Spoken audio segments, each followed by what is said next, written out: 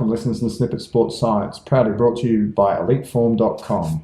I'm Chris Gavilio, and this is Jared Coleman-Stark. Today we're going to review the paper Effects of Post-Activation Potentiation Warm-Up in Male and Female Sport Performances, a brief review by Coop Doreen out of Hawaii. Where you're from, Jared? I know, yeah. I was very excited when I saw that. I was like, oh, a Hawaii researcher. That's unusual, isn't it? Yeah, very good. And what brought me to this paper was here's the differentiation between male and female sport performance. Traditionally, we speak a lot about male performances, and that's what a lot of research is based around. So when I saw the differentiation between the both, I was actually really excited to get into this paper. And I think we're going to be exploring a little bit more into the female side of sport specifically, because I really believe that's an untapped area of performance. Right, and we think a lot of the female training has been derived from male sports literature, which we know is just not applicable. The more and more that we look into it, the more we realize that you cannot apply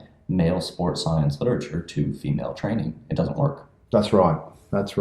So in terms of just a general introduction, did you want to lead this one off for us today, Jared? Absolutely. So we've been looking at a lot of pre-competitive sort of strategies, and this is another one of those pre-competitive strategies, post-activation potentiation, that can be used to assist explosive performance. We know that heavy preload warm-up protocols can elicit a post-activation potentiation with explosive male and female athletes. This results in enhanced performances. The big consideration around potentiation and what you actually do is the fatigue that is associated with what you do as a potentiator versus the potential outcome in performance. And that's a really important consideration. So, for example, there's been reported of some jump performances in decreases after preload high-intensity warm-ups, and that's may have been possibly attributed to possible muscle fatigue. So you really have to catch it on the correct wave, because when you do a high-load performance, you both have fatigue effects following that performance, but you also have potentiating effects. So at what time point following that heavy resistance training do you minimize the fatigue and maximize the potentiation? That's just the one negative consideration. There's so many positives to it. Opposed from the fatigue component, there's reported to be other possible influences on potentiation, such as muscle fiber type of the athlete, the performance level, the training regime, the type of exercise, recovery time between the preload stimulus and the dynamic performance testing, training experience, gender, and the intensities. Everyone wants to understand the mechanisms behind why something works. So in this respect, potentiation and subsequent improved performances remain uncertain, but there's actually been thrown out there that possibly the mechanism theories include increased phosphorylation of light chain myosin and the increased neurological factors in the spinal cord. Potentially one that they haven't brought into here is a hormonal improvement. That's an excellent point, especially for the very rapidly responding catecholamines, like not just testosterone and cortisol, but the more rapidly responding ones of your adrenaline and your noradrenaline. Those can have massive immediate effects.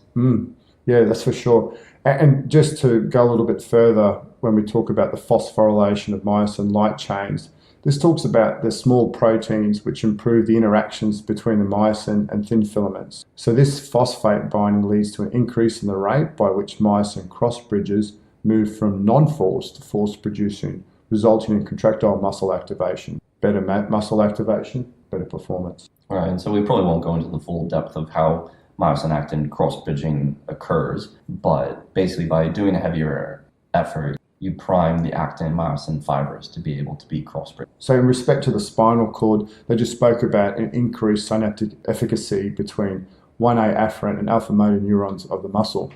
And moreover, possibly potentiation occurs as a result of both myogenic and neurogenic influences. So now splitting the literature into male studies and female studies, the majority of male post-activation potentiation warm-up studies have been conducted in lower body jump performances and upper body performances in bench press throws, medicine ball power drop, and explosive push-ups. So looking at those very explosive lower and upper body movements. So some studies have shown that there is a benefit, whereas other studies have shown that there's a decrement in performance from post-activation potentiation. So this could be a difference in the protocol that is used in the different studies. I think always when you're reading a study and if it says something doesn't work, you need to just dig into the study and find out what level of athletes that they were. Traditionally, Very rarely will you find a study that used very high elite level athletes. And if that's who you're working with, that's what you need to consider. And just because a study says it doesn't work doesn't mean it's not going to work for your cohort. Right. It's important to be able to understand the literature that you're looking at.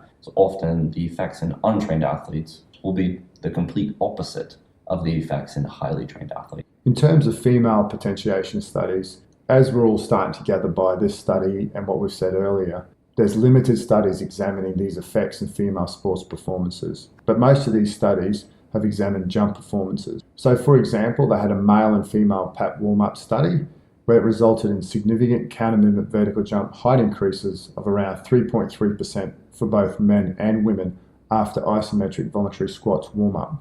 One study actually reported significant greater increases in the concentric only jump squat performances in the athletic male and female groups than in a recreational trained male and female groups. So the subjects in the elite athletic group were all involved in explosive strength sports, Division 1 soccer, elite national triathlete, and 5 USA weightlifting collegiate national champions. This again here brings in the differences around the type of athlete you're dealing with. If they're used to the movement and it really relates well to their sport and their training they've done, good chances they're probably going to get a good response from this. Right, they make quite a few notes throughout the paper that the more the athletes seem to benefit from them. In another male to female, in another PAP jump warm-up study using both male and female athletes, they use experienced and inexperienced weightlifters. So they investigated the type of muscle contraction, isometric versus dynamic, gender, and lifting experience on potentiation as changes in jump height and power output.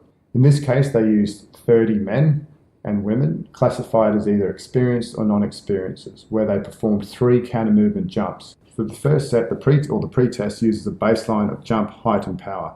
The second set was performed after a maximal isometric squat protocol, and the third set of jumps was performed after a maximal dynamic squat protocol. They reported that after the maximal isometric squat protocol, that jump height was significantly higher than both the pre-test and the dynamic squat protocol. In addition, men performed significantly better than women, and the experienced weightlifters performed significantly better than inexperienced weightlifters. Similarly, jump power was also significantly greater for the isometric contraction warm-up than it was for the other 2 conditions. And the dynamic squat power improved as compared with the pre-test, with men performing significantly better than women. So these investigators concluded that the isometric treatment evoked a greater muscle potentiation than the dynamic condition, and post-activation was enhanced by previous weightlifting experience. As a cost-effective and a simple way to arouse a potentiation state, they actually stated that simple actions such as pushing, squatting against a fixed object such as a wall or a low ceiling could be a way to actually elicit this in the real world. So overall, we do see that there are almost certainly increases from doing post-activation, particularly for subsequent sprinting performance. This has been seen in both men and women, although there's probably about twice as much evidence for men as there is for women. We really do need much more female literature on the subject. The one protocol difference that seems to determine whether or not the post-activation potentiation will be effective is that rest interval between the heavy effort and the power effort, where it looks like that rest interval needs to be at least 5 minutes, probably 6. And I think just between Chris and myself, we imagine probably about 8 minutes would be optimal for most athletes, especially very experienced elite athletes. You can benefit by up to a 10-minute rest interval. Yeah, they definitely talk about that window of, say, 6 to 8 or even up to 10 minutes for true potentiation, because once again, these elite athletes are using quite big numbers for their potentiating effect. So whether it's a dynamic squat, it needs to be quite a heavy load. If it's an isometric, these people are, isometric mid-thigh pulling, 5,000 to 7,000 newtons. I've got some athletes that are single leg squatting over 4,000 newtons. So there's a lot of force going through for a potentiating. So you want to make sure that any residual fatigue is actually eliminated from the body.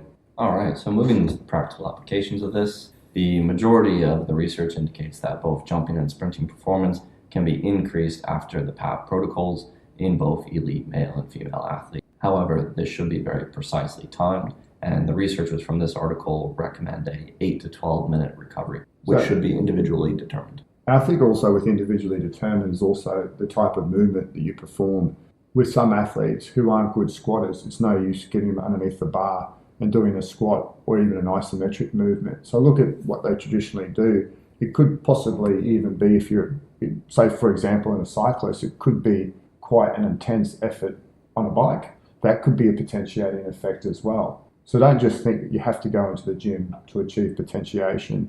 It's actually been shown in some effects you could actually sprint as a potentiator. Yeah, it's a high intensity stimulus. Definitely. What this highlights is the difference between recreational and elite athletes. It highlights once again that there's not a lot of great studies out there on women, but if you have an athlete of a good enough standard as a female, there's no reason why this can't work for them. Each study, as for one study that shows that something supports, we'll find another study that will refute that potentiation will work. And it just adds to the mix that there's so many factors around the efficacy of potentiation and what you need to consider as a coach. All right, thank you, Chris. Thanks for listening, and if you want any more information, please go to our website at snippetscience.com and also visit us on our social media at Snippet Science. Thanks again to eliteform.com for coming on board as our sponsor, and thanks you to the listeners for coming to us each week and listening. See you next week.